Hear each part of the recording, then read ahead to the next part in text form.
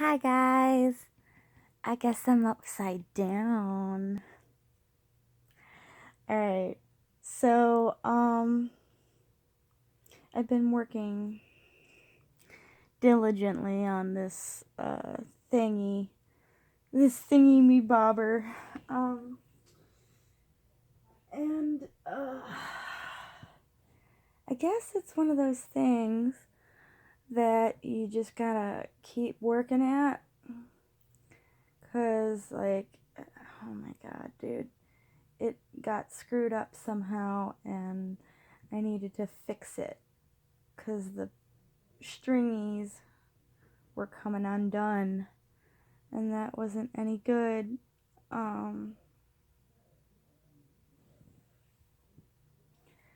need to organize.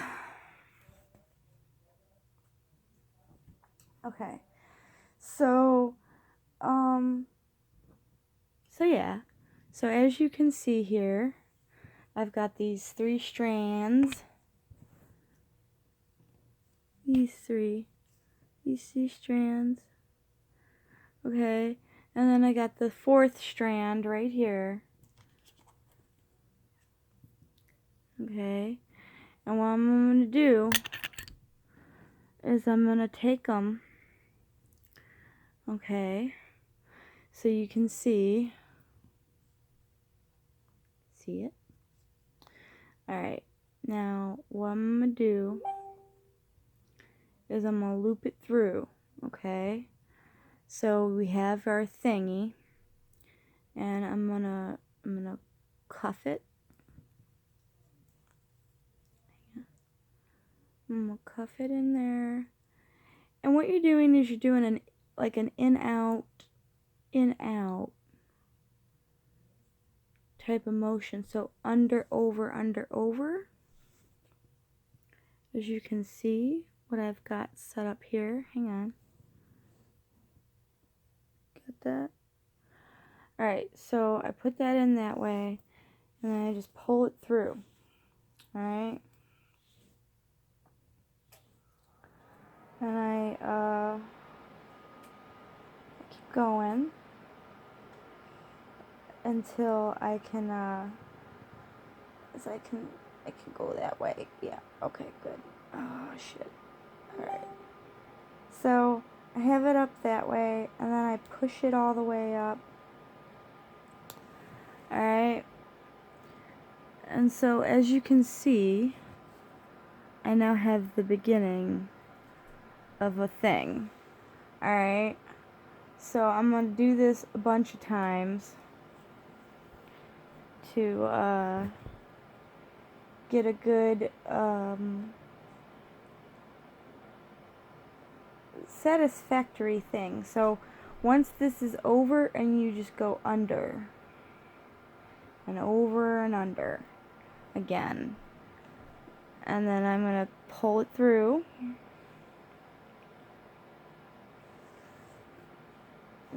I mean,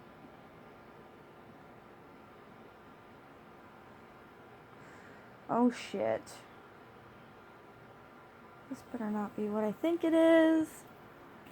Oh, fucking shit. Alright. Okay. Alright. So, we got these under, over, under, over.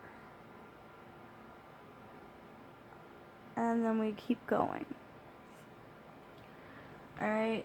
So, hang on. I'm gonna pause this. Okay. So, as you can see, I've gotten this to a thing. It's sort of getting along there. Alright. So, you always want to get to the very bottom, as you can see, of the string. Okay? So that way, you can, go over or under if you need to, and then you can pull it. That's all you're doing. because you're just pulling. And you go through it, and you keep going through it until you get to this part, okay?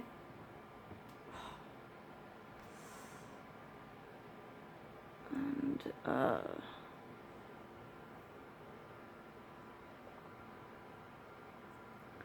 you push it down,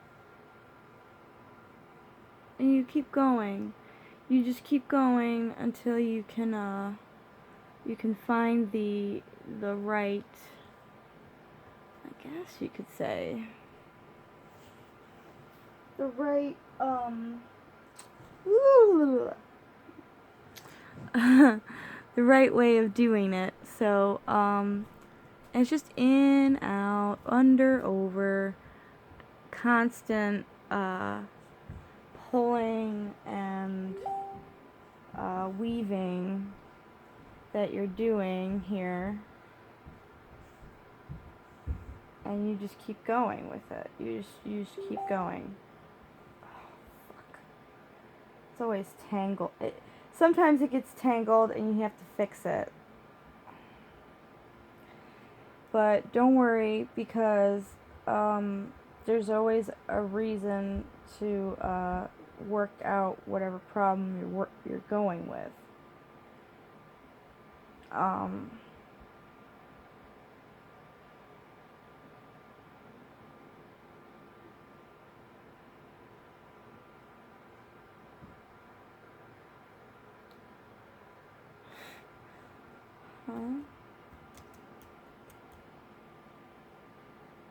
But yeah, no, I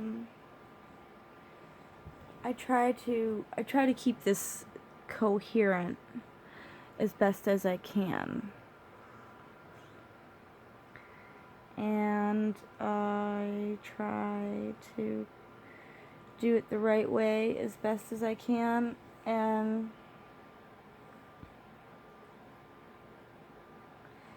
sometimes it gets screwed up, and then sometimes it fixes itself.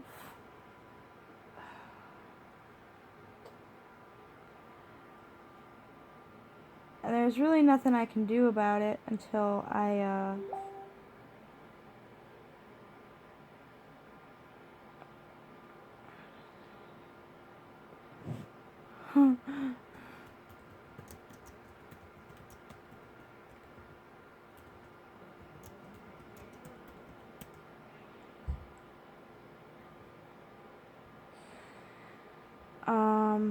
but yeah, so there's these things.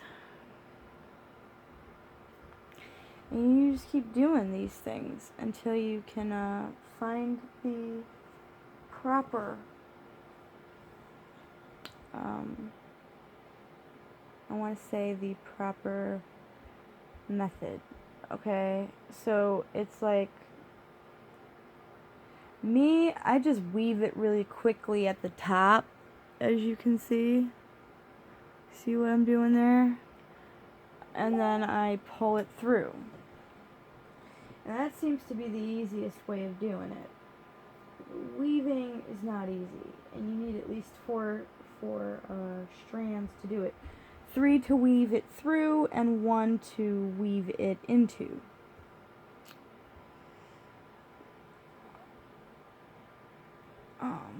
Hang on.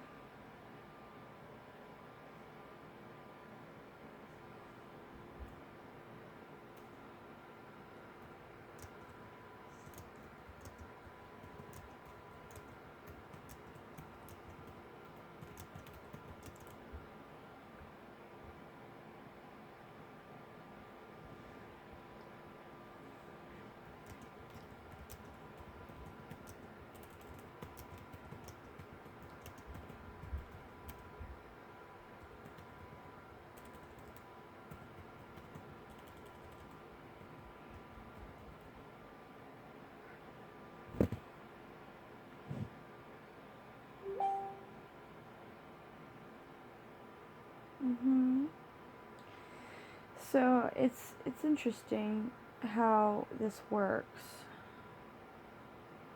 And I know you guys are like, what is she doing? What? What is she talking about? Well, I mean, there are many there are many ways of doing this. Now, as you can see,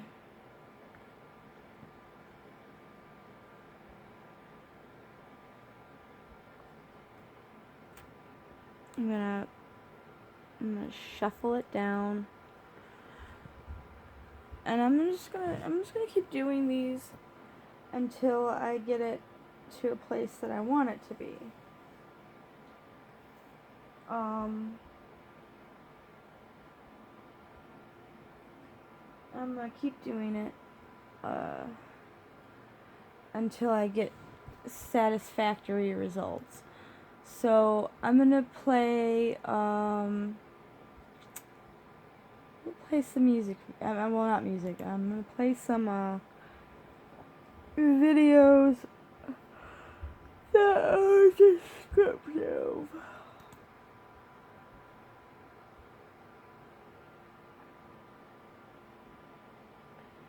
So you know what you're getting into, and you know what it is that we're doing.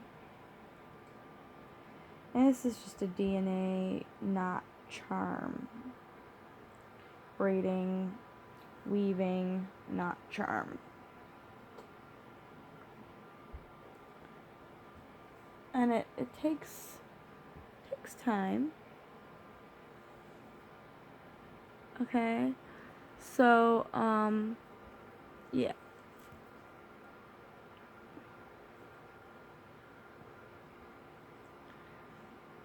Oh, shit.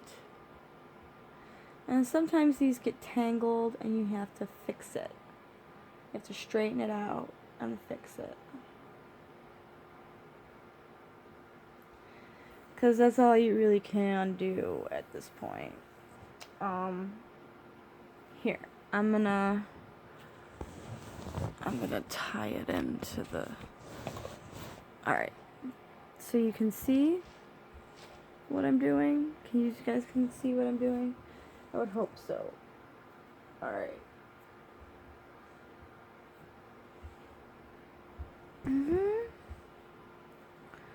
So as you can see here, how that weave is working. And I'm gonna put it in through each little thing.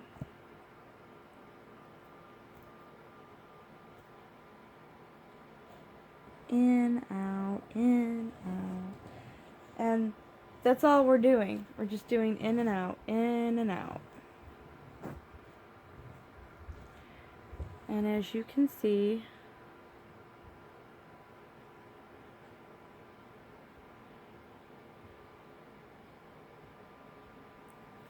it's a process.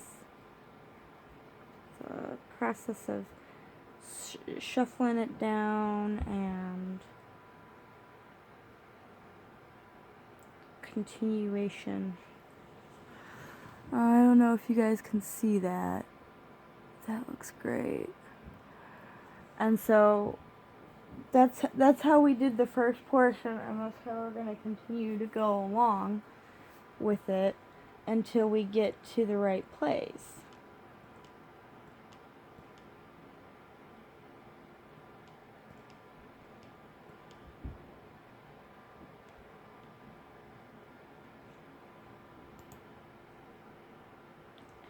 I'm going to play some videos while I do this. In order to understand our movie, we need to understand what it feels like to look down DNA as a slinky from the top. And this is the picture from New Scientist magazine, where it shows that the way genetic material looks like from the top is a 10-sided figure. Notice it looks like you have a little kind of a black hole or a linear accelerator or maybe a squirt gun down the center. So now we can play our little movie. Here's another view of the top down, looking into that ratcheted And as that dodecahedron ratchets down, we see that the double helix in your genetic material is a wavelength here, which is, this wavelength here is in the ultraviolet spectrum, okay? So it's literally a high quality ultraviolet or blue light. Later we're going to call it blue fire. But you see that we've drawn in the double helix here as a blue light purple helix, okay? And so that helix is a short wave in your DNA.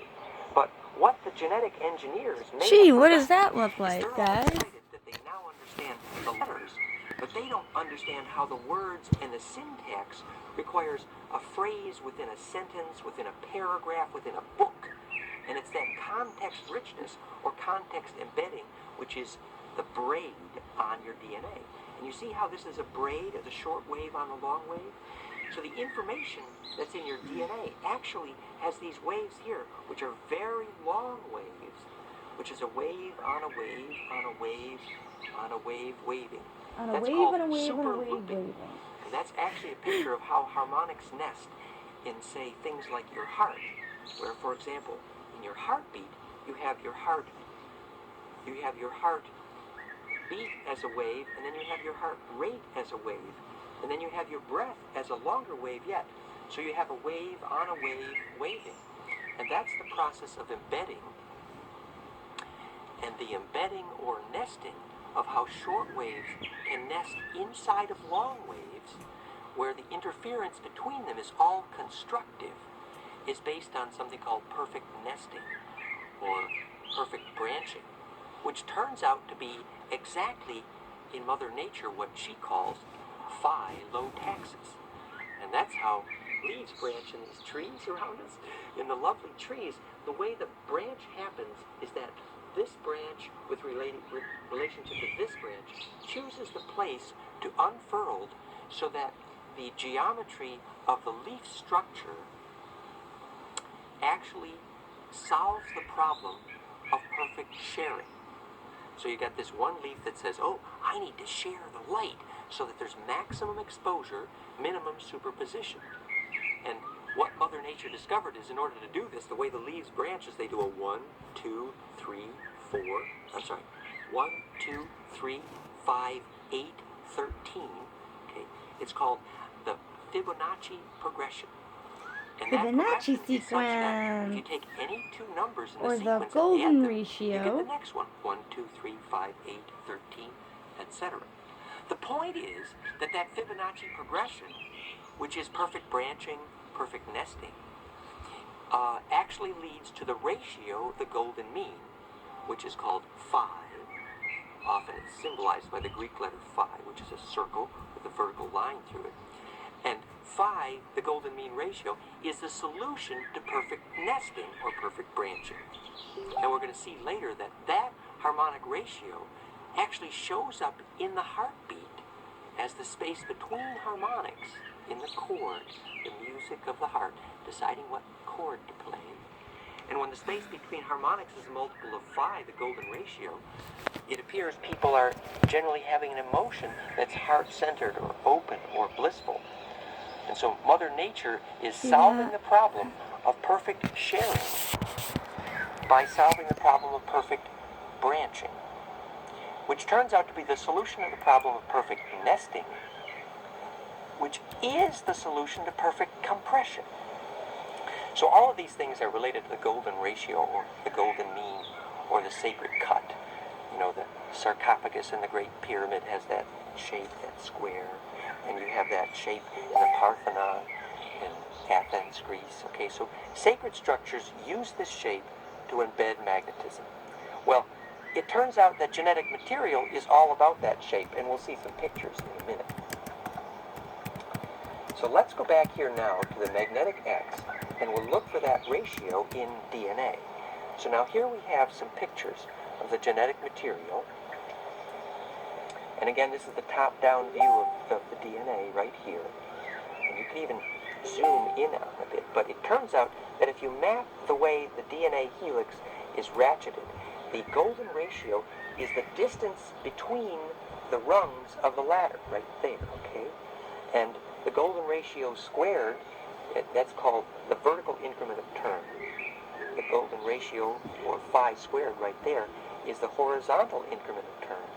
And then the radius of the turn, which is this distance from here to here, in angular measure, is golden mean cubed.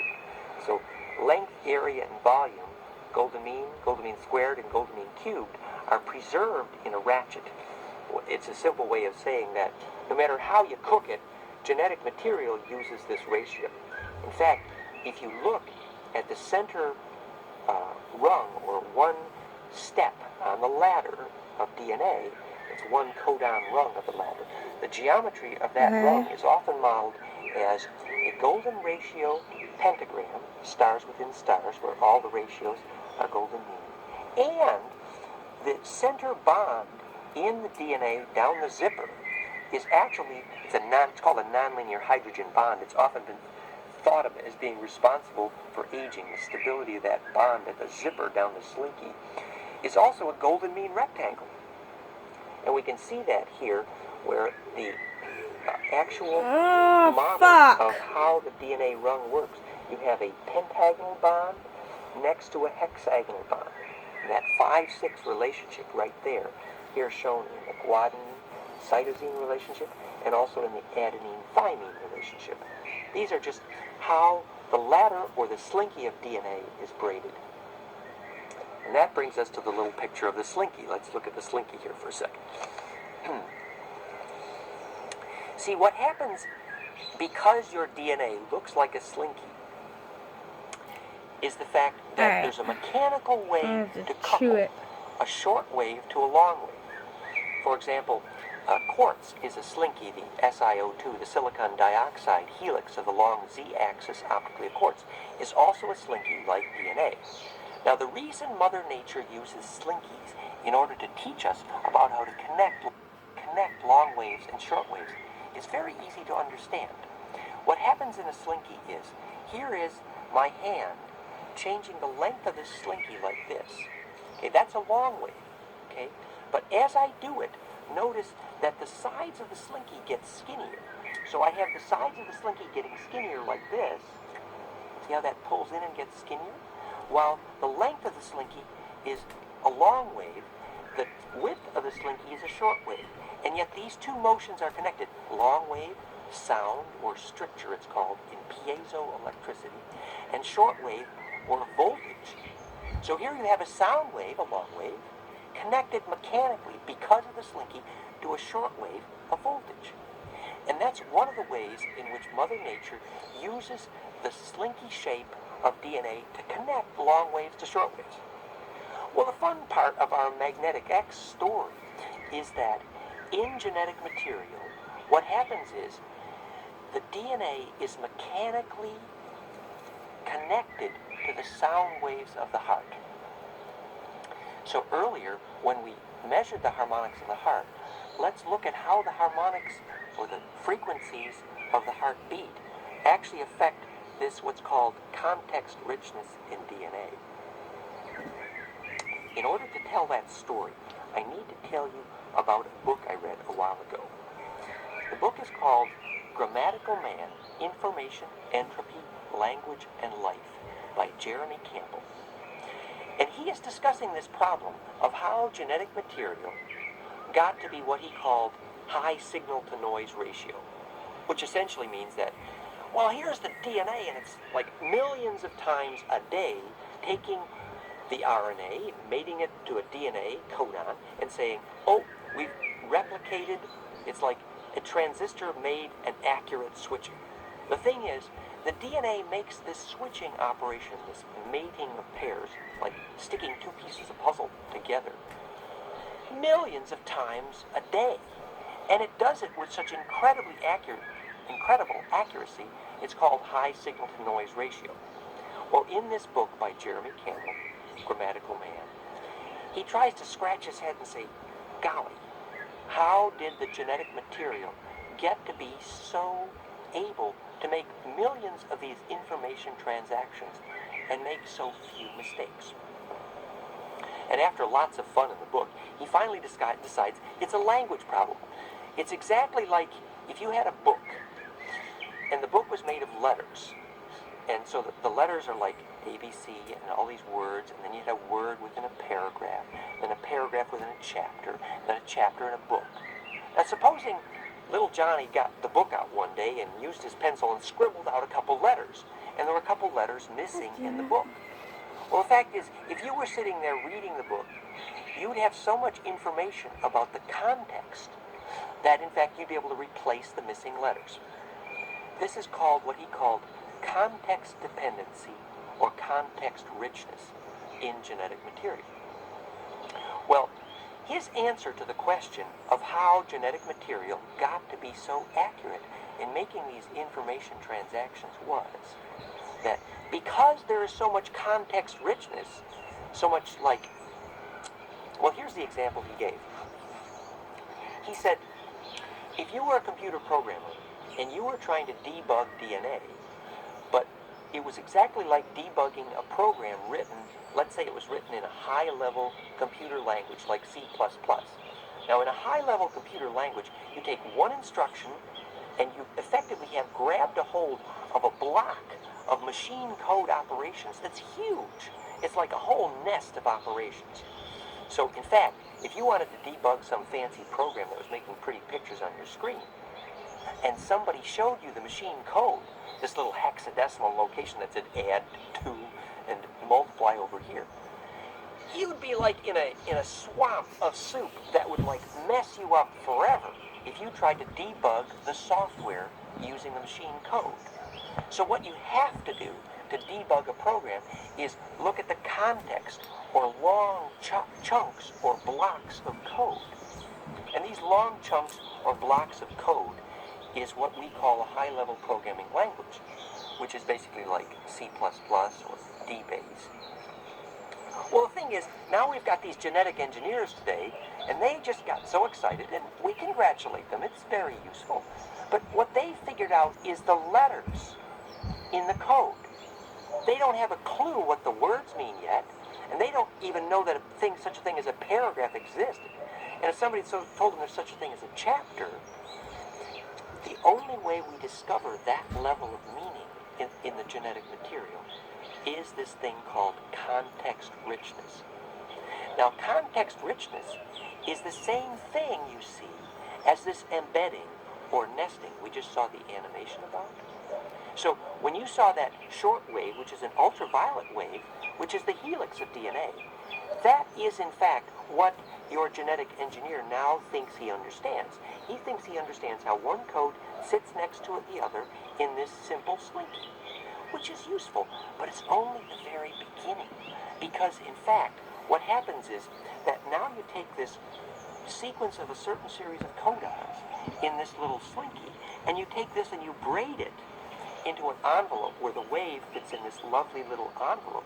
And you have an envelope on an envelope on an envelope. It's like saying, oh, the answer lies folded in an envelope. But that's easy to understand because if you took thread and then you kind of braided it, you might have string. And then if you braided that string, you'd have a rope. And then if you braided that rope, you'd have a very fat rope. Now, if you were done, you'd have a wave the length of that very fat rope, which is a very long wave, which contains the wave of the string and the wave of the thread. But yet, if you were debugging where that rope is going, you couldn't get a clue about the meaning of the long wave by looking at just the letters, the short wave, the thread. The point is that the way Mother Nature decodes DNA is, here you have this sequence. It's like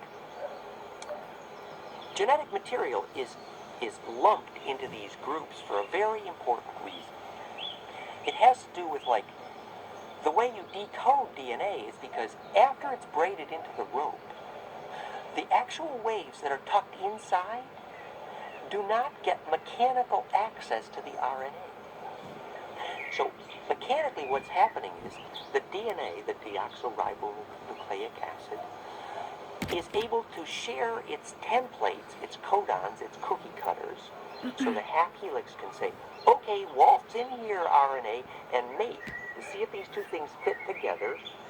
That can't even begin to happen unless mechanically, the DNA has access to the RNA. So from a mechanical point of view, if you're some of the DNA and you're tucked inside the thick, fat rope, you don't have access to the RNA. So guess what's happening? That particular section of code does not get read. And so, in fact, whatever mechanically does this long wave braiding in your DNA is what's called switching the active sites. The programmer. So, in fact, what the genetic material has a way of deciding what groups of codes do, in fact, replicate. Now, this has been a mystery to genetic engineers for a long time, that even, in fact, say in cases of AIDS, where you have this virus, and it's there in your cell, but it appears to be dormant. And then suddenly, if you get a cold, or you get depressed, and in fact, if you get depressed, you're more likely to get a cold, and then suddenly your immune system is weakened, and then this virus switches on. So what they didn't understand is, mechanically, what is the way in which a group of code is switched on? It's just like you're waltzing up this little ladder of your DNA, and because of the braid, the DNA knows read 2, skip 4, read 6, skip 4, read 2, skip 6. Now, the way that's done is the braiding. But if you're this simple mechanical engineer that has made simply a map of which codon is next to each other, knows the letters, but doesn't know the words or the paragraphs, or the context, or the syntax, then you're in big trouble because, in fact, you don't know how certain sequences of the codes are, in fact, deciding to replicate. Now, the really fun part of this little story that I'd like to get to, I call it the storal to the mori, which is a funny way of saying the moral to the story, is that it might just be that your emotion, this mechanical sound wave, this long wave that comes from your EKG, is in fact the way in which your DNA gets braided. See, we already know that genetic material has to have a way of making groups switch on and off. And we suspect that's what's called stoichiochemic, or stoichiochemical, or structure-related, or simply shape-related. So we're not going to get to the clue of which groups of codes in DNA get switched on and off by simply looking at which little codons are in a row. We're going to have to look at the long wave structure. The long wave structure, as we just saw from the braiding animation, is in fact an image of how sound waves, or very long, it's called phonon, which is just a name for sound in the liquid. So you have these sound waves, or phonon waves, in fact, mechanically braiding your DNA.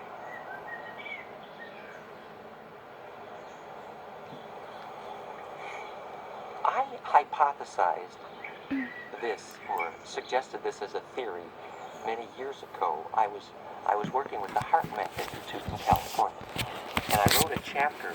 It's also on my website at danwinter.com, and the chapter was called "Braiding DNA is Emotion the Weaver." The actual link to this is at danwinter.com/magneticx. And in that book, in that little story there, what I suggested was that emotion may be the weaver of this pattern, this long wave structure in your DNA.